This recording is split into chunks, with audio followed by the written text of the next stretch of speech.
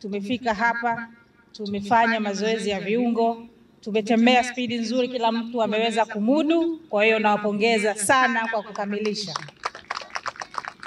Pili, ni mshukuru Katibu Mkuu Wizara ya Ujenzi kwa kunialika kujumuika na nyinyi kama kwenye matembezi haya. Niseme mwezi huu wa 6 umekuwa na bahati kwangu ya kutembea. Pongeze kwa kuandaa shughuli hii. Nimeambia hii wiki nzima mmekuwa mkifanya shughuli mbalimbali, mmetembelea pia wale wahanga waliopata ajali za meli. Kuna wengine wamesema wako hapa, niwapongeze, lakini mmefanya zoezi la uokozi. Nimesikia leo pia kutakuwa na mechi hapa. Ili mradi tu mambo yenu ni mazuri, mimi napongeza sana, yaani si jambo dogo. Hongereni sana. Ubaharia ni kazi kwa kweli muhimu sana katika sekta ya uchukuzi. Na kwa taarifa niliyopewa, mabaharia wa Tanzania wote bara na visiwani ni mabaharia waaminifu sana. Kwa maana hiyo wanakuwa wanapendwa kwa sababu wao hawafanyi ile shughuli za udokozi, hawatumii fursa ubaharia kama sehemu ya kutoroka. Maana yake anataka ubaharia ile aende nchi za watu alafu ndo wanaita sijui mnajilipua. Wanaenda huko, hawafanyi hivyo. Kwa hiyo mmejijengea sifa, na hili ni jambo jema. Mnapofanya nyinyi vizuri, mnawafungulia wengine milango na wenyewe ya kupata hizi kazi. Uaminifu wenu unafungua milango. Kwa hiyo niwaombe kwenye kazi hii, wale mnaofanya muendelee kuwa waaminifu, muendelee kujenga sifa ya Tanzania kwamba mabaharia wake ni waadilifu, waaminifu, na hivyo kuweza kupata kazi sehemu yote duniani. Nawapongeza sana kwa hilo. Kwa kweli kama tulivyoambiwa, kesho ndio itakuwa kilele, mgeni rasmi atakuwepo pale. Kwa hiyo mengi yatakuwa yanafanywa, lakini wakati tunatembea nimeona kuna maonesho yanaendelea pale. Kwa hiyo niwaambie muende mkaone, wananchi wengine mnaotusikiliza, muende kwenye maonesho, mtapata taarifa zinazohusiana na masuala haya. Na iwapo watoto wenu watataka kujiunga, mtaambiwa jinsi gani ya kufanya. Lakini pia kwa kuona umuhimu wa jambo hili na swala hili la ubaharia, serikali inafanya mchakato, na huenda huko siku za usoni tukawa na sisi na chuo chetu cha mabaharia.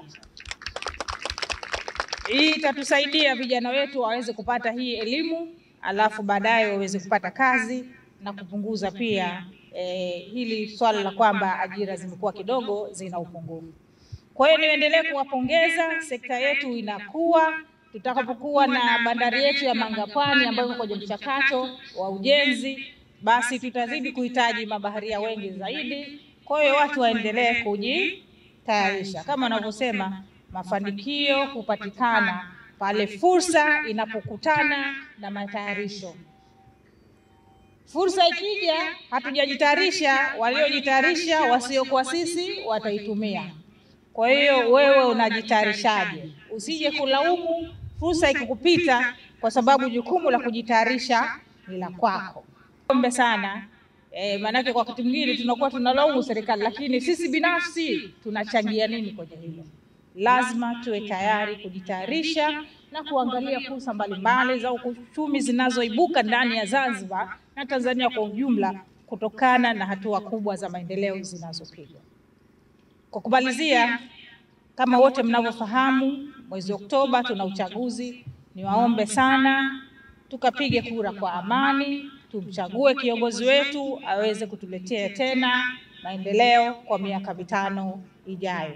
Tupo katika shamra za kuadhimisha siku ya mabaharia duniani, ambapo kwa Tanzania mara hii inaadhimishwa Zanzibar kwa kushirikiana na wenzetu wa Wizara ya Uchukuzi ya Tanzania Bara. Taasisi zinazohusika moja kwa moja ni TASAC pamoja na ZMA. Mheshimiwa mgeni rasmi, wiki hii tumeanza kwa shamra na harakati mbalimbali katika kufikia kilele ambacho kitakuwa ni tarehe 25 mwezi wa 6.